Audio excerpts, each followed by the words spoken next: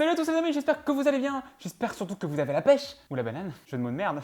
Aujourd'hui les amis, on se retrouve pour une nouvelle vidéo et on va parler méthodologie du commentaire d'arrêt. C'est l'exercice, je crois, le plus difficile, c'est l'exercice surtout qui m'a été le plus demandé en commentaire, qui m'a été le plus demandé en message privé pour ceux qui m'envoient des petits messages coquins, des petits messages perso là sur Snapchat, Facebook. Tout ça pour dire que j'ai eu pas mal de bons retours sur ma vidéo vlog que j'ai sortie vendredi, jeudi, je ne sais plus. Le temps passe tellement vite, vous savez. Et donc j'ai eu pas mal de retours sur cette vidéo. Je pense que je vais en faire d'autres, je vais en faire beaucoup plus d'autres. Bon, aujourd'hui je me retrouve dans un cadre où je suis chez WAM. Et oui, je suis enfermé, tel un lion en cage.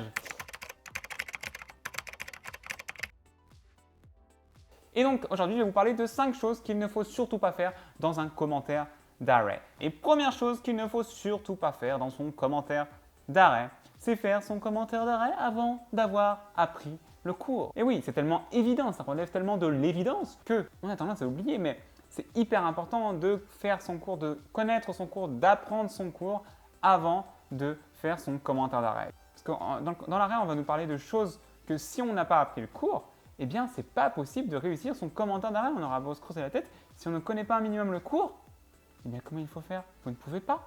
You can't. Vous ne pouvez pas réussir votre commentaire d'arrêt. Alors, c'est quoi apprendre le cours? Eh bien, apprendre le cours, c'est déjà apprendre le cours du prof, mais c'est aussi le compléter par des manuels, voire éventuellement lire des articles de Doctrine. Deuxième chose qu'il ne faut surtout pas faire, c'est faire son commentaire d'arrêt avant d'avoir compris, avant de comprendre la méthodologie de la fiche d'arrêt, avant de savoir parfaitement lire un arrêt de la cour de questions. En effet, je me suis rendu compte qu'au cours des cours particuliers que j'ai dispensés, la principale erreur qui revenait très fréquemment pour ceux qui n'arrivaient pas à faire un commentaire d'arrêt, c'était de repérer les arguments de telle ou telle partie, de savoir en somme comment on fait une fiche d'arrêt. C'était la base de la base, mais c'est vrai que c'est tellement la base que si vous ne savez pas faire une fiche d'arrêt, vous ne réussirez jamais à faire un commentaire d'arrêt. D'ailleurs, la fiche d'arrêt, c'est l'introduction du commentaire d'arrêt. Et sachant que la première chose que les profs lisent lorsqu'ils lisent votre partiel, par exemple, vous avez eu un commentaire d'arrêt, la première chose qu'ils lisent, c'est l'introduction. Alors l'introduction, c'est fondamental. Ici, le mec, il s'aperçoit que vous n'avez pas compris ce qu'était la fiche d'arrêt, de quoi parlait l'arrêt déjà, eh bien, vous êtes dans la merde. Pour ça, pour remédier à cela, moi, j'ai préparé une formation vidéo exprès sur la question, sur la méthodologie de la fiche d'arrêt. D'ailleurs, donc tous les liens se trouvent dans la description et vous pouvez d'ailleurs recevoir, en vous inscrivant à un lien, vous pouvez recevoir une vidéo gratuite de la formation. Donc voilà, si ça vous intéresse, allez checker ça. Troisième chose à ne surtout pas faire, eh bien, c'est faire une dissertation au lieu d'un commentaire d'arrêt. Ce qu'on n'attend pas de vous dans un commentaire d'arrêt, c'est de réciter le cours. Mais on s'en fout que vous sachiez le cours. Ce qu'il faut, vous, c'est de commenter l'arrêt. Donc certes, vous allez peut-être utiliser 2-3 lignes de votre cours par-ci par-là. Vous allez piocher, vous allez picorer à droite à gauche. Picorer, c'est une belle expression ça. Picorer à droite à gauche, j'aime beaucoup. Ouais, donc voilà, vous allez picorer à droite à gauche 2-3 petites infos dans votre cours, mais c'est tout.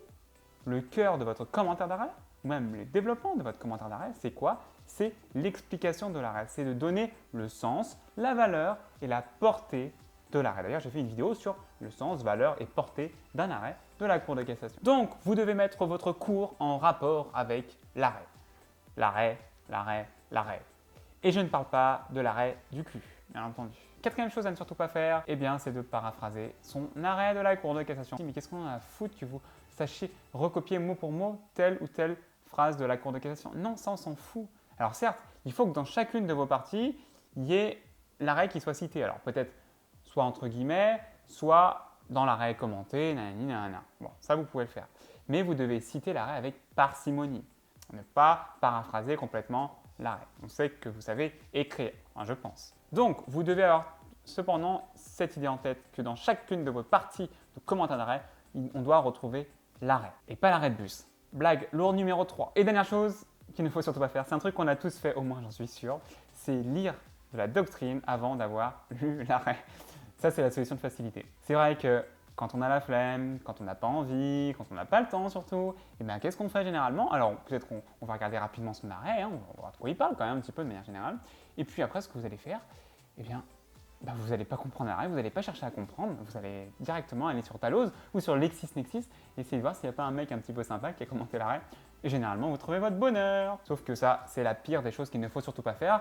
Ce qu'il faut surtout faire, c'est d'abord lire l'arrêt. C'est peut-être de l'évidence, mais je vous le rappelle, c'est lire l'arrêt, faire la technique, enfin selon moi en tout cas, faire la technique du brainstorming, donc mettre tout ce qui nous passe par la tête à propos de cet arrêt, on le met au brouillon, et une fois qu'on n'a plus d'idées, à ce moment-là, on peut aller voir Dalloz ou LexisNexis parce que souvenez-vous que, je m'en rappelez-vous, souvenez-vous, je ne sais pas dans quel sens on les utilise, peu importe, on s'en branle, on n'est pas là pour faire du français. Souvenez-vous en tout cas que le jour du partiel, vous n'aurez ni Dalloz ni LexisNexis. Vous n'aurez que votre putain de tête de merde. Voilà, c'est tout ce que vous aurez le jour du partiel. Donc tout ça pour dire qu'il ne faut surtout pas faire ça, il ne faut surtout pas lire de la doctrine avant de lire son arrêt, du moins avant de le comprendre. C'est hyper important. D'ailleurs, j'envisage peut-être de faire une vidéo sur la méthodologie de recherche des articles de doctrine, donc chez LexisNexis ou chez Dalloz. Dites-moi ce que vous en pensez, si ça vous intéresse, dites-le moi en commentaire. Je pense que ça peut être vachement utile pour beaucoup d'entre vous. Voilà, je crois que j'ai tout dit. Ne vous inquiétez pas, il y aura d'autres vidéos sur le commentaire d'arrêt. Petit à petit, il faut juste me laisser le temps de faire ces vidéos. Si vous avez aimé la vidéo, mettez-moi un petit pouce bleu. N'hésitez pas à vous abonner à ma chaîne, surtout, et à activer aussi les notifications si ça vous intéresse pour être informé des nouvelles vidéos. Sur ce, je vous souhaite une bonne journée, une belle vie et adieu surtout. Voilà, j'espère ne jamais vous revoir. Non, je rigole bien entendu. J'espère qu'on se reverra très très bientôt pour de nouvelles vidéos. Et surtout, gardez la forme, keep face, and bra. Je sais pas pourquoi j'ai fait ça. J'avais envie de faire ça. Désolé, hein, c'est pas explicable. Allez, on se revoit bientôt. Ciao, ciao, bye.